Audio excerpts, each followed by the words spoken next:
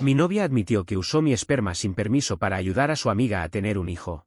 Pensó que lo aceptaría con una sonrisa. En cambio, respondí con abogados, denuncias y una investigación que arruinó sus planes para siempre.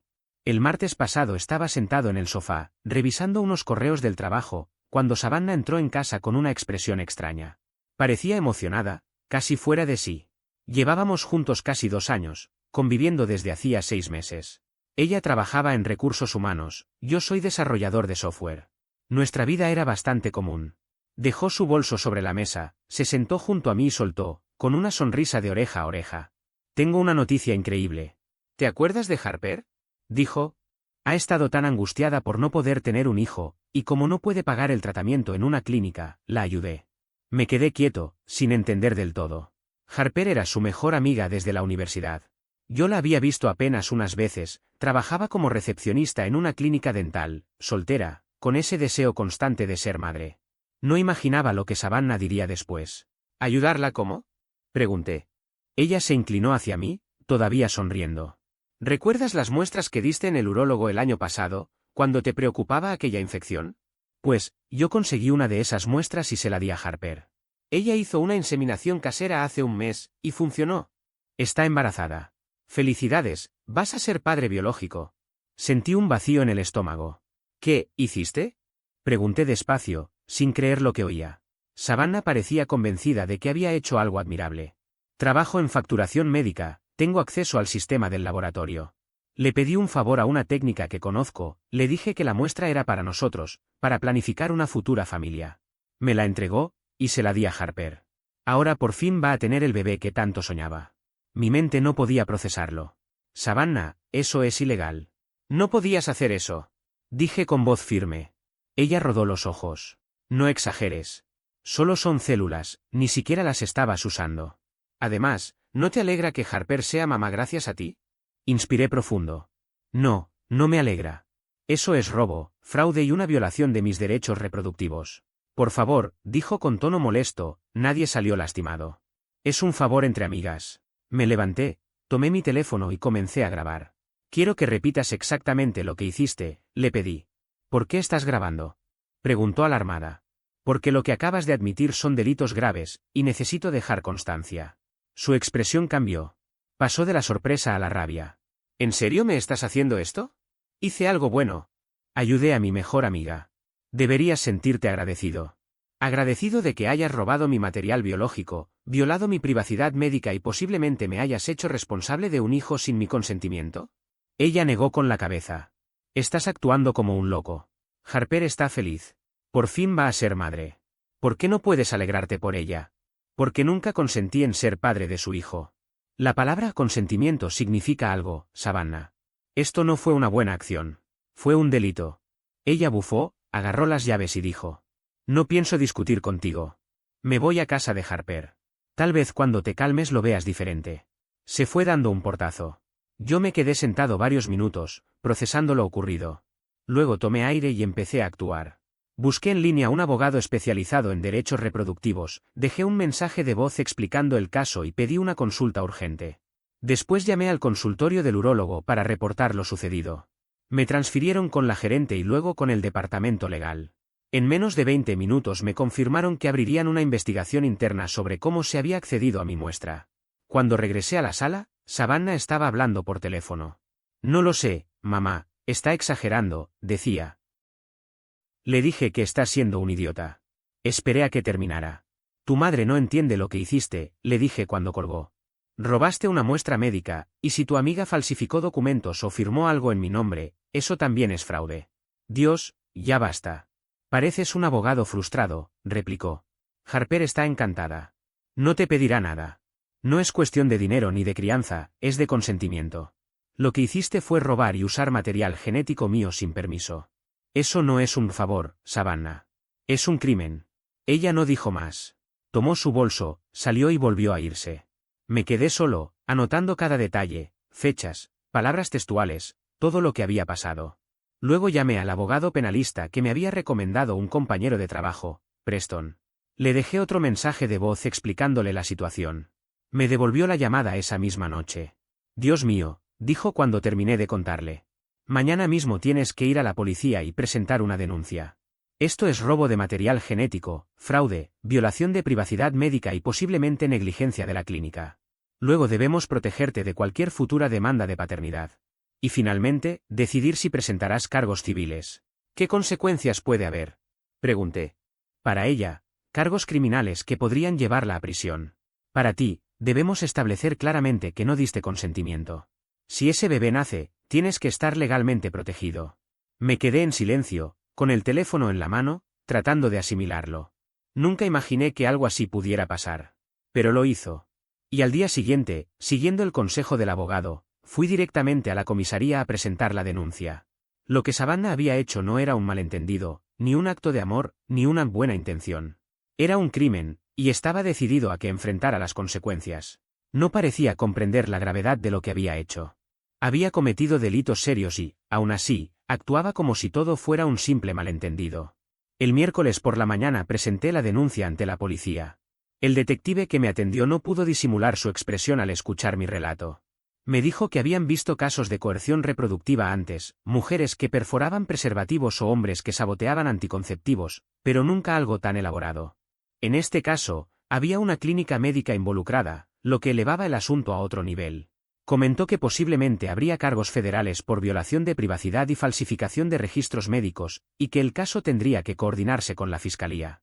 Esa misma tarde, Savannah llegó a casa. Para entonces, ya había empacado todas sus cosas y las había dejado en cajas junto a la puerta. ¿Qué es todo esto?, preguntó, confundida. Tienes que irte, le respondí con calma. ¿Estás bromeando? ¿Me estás echando? Cometiste varios delitos, Savannah. Por supuesto que te estoy echando. Necesitas encontrar otro lugar donde quedarte. Intentó justificarse diciendo que pagaba renta. Le recordé que el contrato estaba solo a mi nombre. Tú me dabas dinero, pero la vivienda es mía, aclaré, entregándole un cheque. Aquí tienes el monto proporcional del resto del mes. Llamaste a la policía, susurró mientras revisaba su teléfono. Harper acaba de escribirme, los detectives fueron a su trabajo a interrogarla. ¿Qué demonios, Cole? ¿Qué esperabas que pasara? Robaron muestras médicas y las entregaron a otra persona. Eso es un crimen. Era un favor, replicó ella con desesperación. No, fue un robo, respondí tajante. 20 minutos después, apareció su madre, Débora. Tenía unos 50 años y trabajaba como asistente legal, así que pensé que entendería la magnitud del problema. Me equivoqué. Esto es absurdo, dijo al entrar sin siquiera saludar. Savannah solo intentaba ayudar a una amiga, ¿vas a destruirle la vida por eso? Ella misma la destruyó al cometer delitos, le contesté. Robó mi material genético, falsificó documentos médicos y violó mi derecho reproductivo. Eso no es un favor entre amigas, es un crimen federal. Nadie lo ve de esa forma, respondió con indignación. Solo fue un gesto altruista. La policía y la fiscalía sí lo ven así. Y sinceramente, no me importa cómo lo veas tú. Savannah rompió a llorar. No puedo creer que hagas esto. Pensé que me amabas. Te amé, le dije con frialdad, hasta que dejaste claro que no entiendes lo que significa el consentimiento ni los límites legales. ¿Y qué pasará con el bebé de Harper?, preguntó entre sollozos. Vas a arruinar su vida también. Harper participó en el fraude, respondí. Utilizó material genético robado. Si firmó documentos asegurando que yo consentí, eso agrava su situación. Tomó sus propias decisiones. Débora me señaló con el dedo, llena de rabia. Eres un monstruo sin corazón. Ese bebé no tiene la culpa. Tampoco es mi responsabilidad, repliqué. Nunca consentí ser su padre. Cuando esto llegue a los tribunales, quedará perfectamente claro.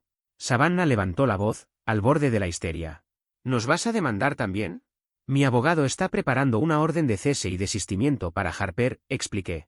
No tiene derecho a contactarme, incluirme en certificados de nacimiento ni hacer reclamaciones de paternidad. Si lo hace, habrá una demanda civil. Los cargos penales ya están en marcha. En ese momento sonó mi teléfono. Era Preston, mi abogado. Cole, dijo con tono firme, acabo de hablar con mi contacto en la fiscalía. Están tomando esto muy en serio. Hay causa probable para varios cargos y quieren entrevistarte mañana. Entendido, respondí. Savannah me miraba con incredulidad. ¿Quién era? Mi abogado. ¿De verdad contrataste un abogado para esto? Sí, Savannah. Estamos hablando de múltiples delitos. Débora tomó a su hija del brazo. Vámonos, cariño. Déjalo pudrirse en su propia arrogancia, dijo mientras cargaban las cajas. Antes de salir, Savannah se giró una última vez. El bebé de Harper merece un padre. Te vas a arrepentir de abandonarlo. No es mi hijo, respondí sin alterarme. Nunca di mi consentimiento para crearlo, y eso quedará establecido ante la ley. Cerraron la puerta con un golpe. Me quedé solo, apoyado contra la pared. Mis manos seguían temblando, pero al menos sentía algo que no había sentido en mucho tiempo: control. Los días posteriores se sintieron como si me hubieran arrojado dentro de un torbellino que no dejaba de girar. Apenas dormía. Entre las llamadas, las reuniones y la presión emocional, todo parecía una niebla espesa en la que lo único que podía hacer era seguir avanzando por inercia. Fui a la estación de policía, di mi declaración formal y entregué cada documento, correo y grabación que tenía. Me escucharon con atención, tomando nota de cada detalle. Los detectives no disimularon su asombro cuando expliqué cómo Savannah había accedido a mi muestra biológica sin mi autorización. Pocos días después, recibí una llamada del departamento legal del centro médico donde había dejado la muestra. Me citaron para una reunión urgente. Al llegar, el jefe de seguridad, la administradora y un abogado estaban esperándome en una sala de conferencias. El ambiente era tenso. El abogado me explicó que habían completado una auditoría interna y descubierto que Savannah, utilizando sus credenciales del área de facturación médica, había accedido al sistema del laboratorio sin autorización. Con esas credenciales, localizó mi archivo y gestionó el uso del material bajo un pretexto personal. Lo más grave fue que convenció a un técnico para procesarlo, alegando que era para uso privado con consentimiento del donante. El técnico, engañado, cumplió con la orden y más tarde fue despedido por incumplir los protocolos de verificación. La clínica decidió presentar su propia denuncia y me aseguró que cooperarían plenamente con la investigación. Incluso, me mostraron el documento donde ya habían implementado nuevas medidas de seguridad para evitar cualquier tipo de acceso indebido en el futuro. Esa misma semana, el viernes por la tarde, mi teléfono sonó con un número bloqueado. Sentí un nudo en el estómago. No respondí. Poco después, llegó el mensaje de voz. Reconocí la voz de inmediato, era Harper. Cole, por favor, escúchame, dijo, con la voz temblorosa. No sabía que Savannah no tenía tu permiso. Me aseguró que tú habías accedido a ayudarme, que todo era un acuerdo entre ustedes. Dijo que tú estabas de acuerdo en ser el donante. Yo jamás habría aceptado si hubiera sabido la verdad. Por favor, no presentes cargos, estoy embarazada, tengo 8 semanas, no puedo perder a este bebé. La escuché varias veces, en silencio. No sentí compasión, solo una mezcla amarga de rabia y cansancio. Reenvié el audio de inmediato a Preston, mi abogado. Me respondió casi enseguida. Eso nos ayuda, me dijo con calma profesional. En ese mensaje, Harper reconoce que sabía de dónde provenía la muestra. Eso implica conocimiento y podría demostrar intención. Le pregunté qué seguiría. Depende de la fiscalía, explicó. Podrían presentar cargos por robo, fraude, manipulación de datos médicos o coerción reproductiva. El hecho de que haya un centro médico involucrado eleva el caso a un posible nivel federal. Y si Harper sabía el origen del material y participó igualmente, entonces también será procesada. ¿Y el bebé?, pregunté, dudando. Ese es un punto delicado, respondió. Si todo se maneja correctamente, no tendrás obligaciones legales ni derechos sobre el niño. La concepción se produjo sin tu consentimiento. En casos similares, los tribunales han establecido que el progenitor víctima de robo genético no es considerado padre legal. Si Harper intenta reclamar lo contrario, presentaremos la evidencia. Tienes registros, reportes y grabaciones suficientes. Estás protegido. 2 semanas más tarde, la fiscalía presentó cargos formales. Savannah fue acusada de robo agravado, fraude, delitos informáticos, acceso indebido a información médica y violaciones de confidencialidad. Harper, en cambio, fue imputada por conspiración para cometer fraude y por recibir material genético robado. El abogado de Savannah envió una carta en la que calificaba los cargos como excesivos y vengativos, argumentando que yo estaba usando el sistema judicial para castigar a una mujer que solo quería ayudar a una amiga. Preston redactó una respuesta que era una obra maestra legal. Enumeró, con precisión quirúrgica, cada ley violada, citó jurisprudencia sobre derechos reproductivos y cerró la carta con una línea impecable. Su clienta cometió delitos graves. El señor Callaghan tiene pleno derecho a ejercer todas las acciones legales correspondientes. Creí que lo peor ya había pasado, hasta que un jueves por la tarde tocaron a mi puerta. Al abrir, una mujer vestida formalmente me mostró su identificación. Soy Marlene, trabajadora social del Departamento de Protección Infantil, dijo con tono profesional. Necesitamos conversar sobre el bebé que nacerá en unos 7 meses. La invité a pasar y le ofrecí café, pero lo rechazó. Se sentó frente a mí, abrió una carpeta y habló sin rodeos. He leído los informes policiales. Nunca había visto un caso como este, pero debemos establecer el contexto de bienestar del menor. La señorita Harper sostiene que usted es el padre biológico y que ha abandonado a su hijo. Respiré hondo antes de responder. No soy el padre. No legalmente. Mi material genético fue robado. Nunca di mi consentimiento. Entiendo su punto de vista, replicó, pero biológicamente, si las pruebas confirman la paternidad, habrá consideraciones de bienestar infantil. Entonces diríjase a las personas que cometieron el delito, contesté, a quien robó mi material y a quien lo usó sabiendo que era robado. Ella frunció el ceño. No funciona así, señor Callahan. Nuestro deber es proteger al menor. Y el mío es proteger mis derechos reproductivos. No tengo ninguna obligación hacia ese niño, respondí con firmeza. Fui víctima de un delito. Anotó todo lo que dije, y después añadió. ¿Ha considerado que, cuando ese niño nazca, tal vez quiera conocer a su padre biológico? Sí, dije. Y cuando eso suceda, podrá saber que su madre cometió un fraude, que violó la ley y que su existencia fue resultado de un crimen. No tengo motivos para fingir una conexión emocional con una situación que jamás elegí. Ella me miró con una mezcla de incomodidad y sorpresa.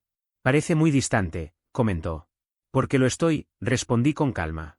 Ese niño no tiene nada que ver conmigo. Es el producto de un robo. El tribunal decidirá eso, dijo finalmente. Así será, respondí. Y tengo toda la documentación necesaria para demostrarlo. La entrevista duró cerca de 1 hora. Cuando se fue, me quedé mirando la puerta cerrada durante varios minutos, tratando de procesar lo absurdo de la situación. Al día siguiente, hablé con Preston. Es un procedimiento rutinario, me explicó. Solo quieren determinar si estarías dispuesto a participar en la vida del menor. Contesta con hechos, sin emociones. No dejes que te manipulen. Creí que eso sería lo último, pero no. Días después, recibí un mensaje de la madre de Savannah a través de Facebook. Vas a arder en el infierno por lo que le estás haciendo a ese bebé inocente. Harper está devastada, sin dinero y tú la estás destruyendo. Sé un hombre y hazte responsable. Tomé una captura de pantalla y la envié a Preston. Más evidencia de acoso, respondió. Todo esto servirá para reforzar tu caso. Aquella noche, me senté en silencio frente a mi computadora, leyendo los correos, los informes médicos, las copias de las denuncias, y me di cuenta de que lo que más dolía no era el proceso legal ni las acusaciones.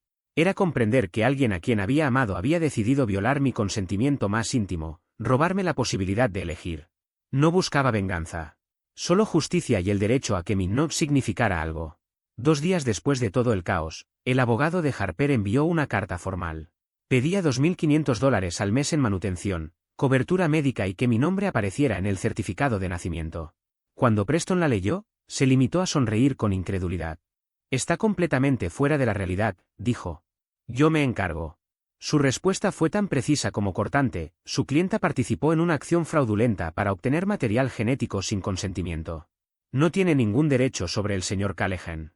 Cualquier intento adicional de contacto o presión será considerado acoso y tendrá consecuencias legales. Le convendría concentrarse en los cargos penales que enfrentará. 2 días más tarde, Savannah apareció en mi trabajo acompañada de Harper. El personal de seguridad me llamó para avisarme. Cuando bajé al vestíbulo, Harper ya estaba visiblemente embarazada. Savannah, furiosa, señaló su vientre con dramatismo. Mírala. Mírala bien. Está esperando a tu hijo y tú te comportas como si no existiera. Respiré hondo antes de responder. Tienen órdenes de mantenerse alejadas. Les pido que se retiren. Harper rompió en llanto. No puedo hacerlo sola. No tengo cómo mantener esto. Entonces deberías haberlo pensado antes de participar en algo ilegal, respondí sin alterarme. Yo no sabía nada, insistió. Savannah me dijo que tú habías accedido. Ese es tu problema. Le creíste a una mentirosa. El personal de seguridad la sacó del edificio. Presenté otra denuncia por violar la orden de alejamiento, y Preston aseguró que reforzaría el caso. Durante las semanas siguientes, mi vida giró en torno a documentos, llamadas y audiencias. La vista preliminar se fijó para 6 semanas después. Preston me explicó que los procesos penales son lentos, y que los asuntos civiles irían por separado. Le pregunté cuál era el mejor escenario. Si todo sale bien, ambas serán condenadas. Se establecerá que no tienes obligaciones ni derechos sobre el niño. Luego podremos pedir compensación por los daños y los gastos legales. ¿Y si no? Pregunté. Aun si hacen un acuerdo, tú quedarás libre de responsabilidades. Puede ser un proceso sucio, pero la ley te protegerá. Puedo vivir con eso, le dije, siempre y cuando quede libre. Un día, los padres de Savannah intentaron interceptarme en una cafetería. Apenas los vi, supe a qué venían. Me levanté, pero me siguieron hasta el estacionamiento. Por favor, dijo Débora, Savannah podría ir a prisión. No es una mala persona, fue un error. No, fue una decisión consciente, contesté con calma. Ella cruzó una línea que no se cruza. Es nuestra hija, insistió la mujer. Y es una criminal, dije, sin levantar la voz. No voy a retirarme. El padre, que hasta ese momento había permanecido callado, me increpó. ¿Y el bebé? ¿Vas a abandonarlo como si no existiera? No es mi responsabilidad, respondí. No es mi hijo. Un hombre de verdad no haría eso, replicó con rabia. Un hombre de verdad respeta el consentimiento, dije antes de irme. Su hija no lo hizo. Me subí al coche y los bloqueé de todos lados. El proceso judicial se extendió durante 4 meses agotadores. Savannah aceptó su culpabilidad por robo de material genético, fraude y uso indebido de registros médicos. Recibió 2 años de libertad condicional, una multa de $5.000 y trabajos comunitarios. Harper se declaró culpable de conspiración y recepción de material robado, obteniendo 18 meses de libertad condicional y una multa de $3.000. Ambas ahora tienen antecedentes penales. El caso civil terminó con un acuerdo extrajudicial, debían cubrir $18.000 en honorarios legales y firmar una renuncia permanente a cualquier reclamo de paternidad, manutención o contacto futuro. La niña nació hace 3 meses. Lo sé porque el fallo lo menciona.